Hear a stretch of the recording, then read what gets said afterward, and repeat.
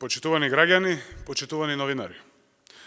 ВМРО-ДПМН и овде во собранието и надвор од него се што прави се деструкции, блокади на важни процеси и за државата и за граѓаните.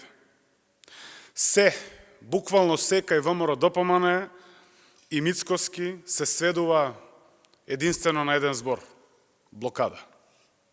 Додека владата, институциите прават сериозни дипломатски напори за да го откочат процесот на евроинтеграциите, за да се надминат неразумните блокади, ВМРО-ДПМН се поставува спротивно на државните и националните интереси, спротивно на стратешките интереси на државата.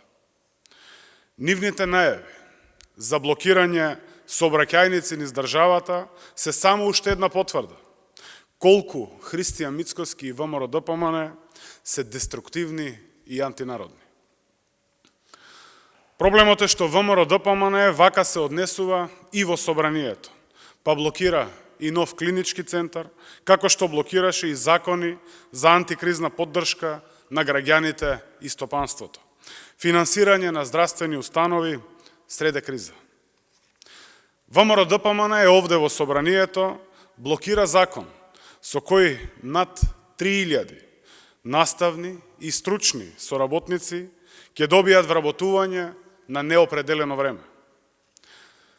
ВМРО-ДПМН се противеа и на зголемувањето на пензиите, на зголемувањето на платите, се противеа и на зголемени субвенции на земјоделците. Пратениците на ВМРО-ДПМН правеа и се уште прават обиди да се спречи нормално функционирање на државата. Надвор од ова собрание, Мицкоски и ВМРО-ДПМН со лаги, со измислици, се обидува да ги сруши македонските позиции и тоа во крајно чувствителни моменти. Ова е тотално немање сенс за националните интереси.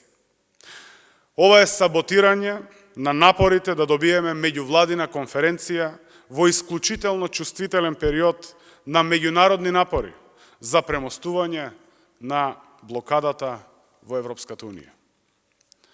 Секој одговорен политичар знае дека во вакви чувствителни моменти на државата треба да и се помогне, а не да се одмага. Но тоа очигледно не важи за Мицкоски и ВМРО-ДПМН, кои продолжуваат со лаги и измислици да се обидуваат да го саботираат процесот на ЕУ интеграција. Затоа, со право, го носат епитетот антинародна и антидржавна партија. Деструктивци кои работат на штета на сопствениот народ.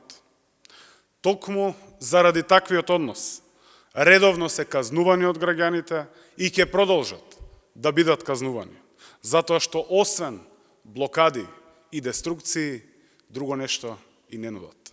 Благодарам, доколку имате прашања, повелете.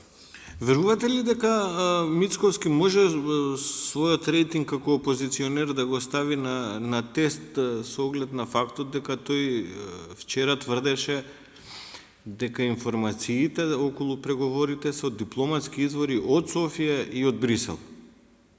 Јас навистина не знам како Христијан Мицкоски може да си го подигне својот и така лош рейтинг, како што спомнав и во мојата пресконференција, особено важно во овие чувствителни моменти за државата е да се помогне, да се поддржи процесот. Гледате дека има тимови кои разговараат и прават се за да се надминат таквите неосновани блокади од страна на Бугарија. Добиваме и се надеваме дека уште повеќе ќе добиваме и меѓународна поддршка, се со крајна цел да се надмине оваа блокада од страна на Бугарија. Благодарам.